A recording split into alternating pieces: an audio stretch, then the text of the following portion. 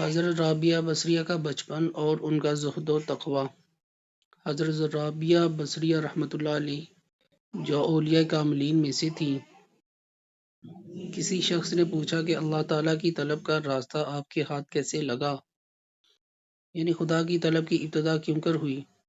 فرمایا کہ میں 7 برس کی تھی کہ بصرہ میں قحط پڑا، میرے ماں باپ کی وفات ہو گئی اور میری بہنیں متفرق ہو گئیں، اور مجھے رابعہ چوتھی اس لیے کہتے ہیں کہ میری 3 بہنیں اور تھیں، چوتھی میں تھی۔ بس میں ایک ظالم کے ہاتھ پڑی، اس نے مجھ کو 6 درہم میں بیچ ڈالا۔ جس شخص نے مجھ کو خریدا تھا وہ مجھ سے سخت کام لیتا تھا۔ ایک روز میں کوٹھے سے گر پڑی اور میرا ہاتھ ٹوٹ گیا۔ میں نے اپنا چہرہ زمین پر رکھا اور عرض کیا، خدایا، میں ایک غریب یتیم لڑکی ہوں، ایک شخص کی قیدی پڑی ہوئی ہوں، مجھ پر رحم فرما، میں تیری رضا چاہتی ہوں، اگر تو راضی ہے تو پھر مجھے کوئی فکر نہیں۔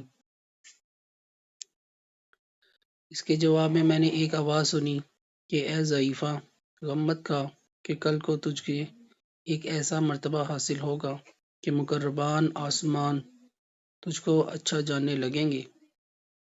اس کے بعد میں اپنے مالک کے گھر آئی تو میں نے روزہ رکھنا شروع کیا اور شب کو ایک گوشہ میں جا کر عبادت میں مشغول ہو جاتی۔ ایک مرتبہ میں آدھی رات کو حق تعالیٰ سے مناجات کر رہی تھی اور یہ کہہ رہی تھی، الہی، تو جانتا ہے کہ میرے دل کی خواہش تیرے فرمان کی موافقت میں ہے اور میری آنکھ کی روشنی تیری خدمت کرنے میں ہے، اور تو میری نیت کو جانتا ہے کہ اگر میرے ذمے مخلوق کی خدمت نہ ہوتی تو گھڑی بھر کے لیے بھی تیری عبادت سے آسودہ نہ ہوتی، لیکن تو نے مجھ کو ایک مخلوق کے ہاتھ قید کر دیا ہے۔ میں یہ دعا کر رہی تھی کہ میرے مالک نے میرے سر پر ایک قندیل نور کی بغیر زنجیر کے لٹکی ہوئی دیکھی، جس کے سبب سارا گھر روشن ہو گیا تھا۔ دوسرے دن مالک نے مجھے بلایا اور بہت خاطر کی اور آزاد کر دیا۔ بس میں نے اس سے اجازت لی اور آبادی سے باہر نکلی اور ویرانہ کی راہ لی جہاں کوئی آدمی نہ تھا، اور اپنے رب کی عبادت میں مشغول ہو گئی، چنانچہ ہر رات 1000 رکعت نماز پڑھتی تھی۔